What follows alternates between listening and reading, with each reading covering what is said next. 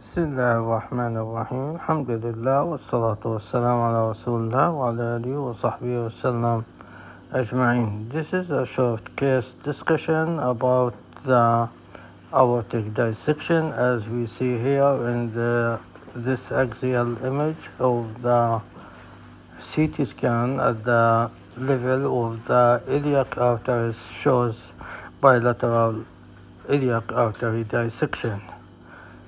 And what are the predisposing factors for for aortic dissection? Include hypertension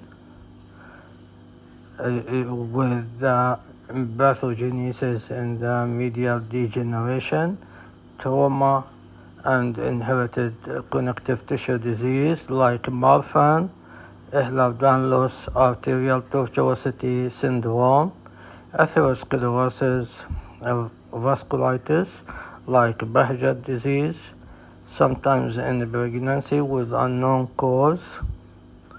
And the location, as we see here in the aortic dissection, involving the ascending, descending aorta, internal carotid artery, vertebral arteries, and etc. Thank you for listening and hoping to see you soon in another case. Thank you.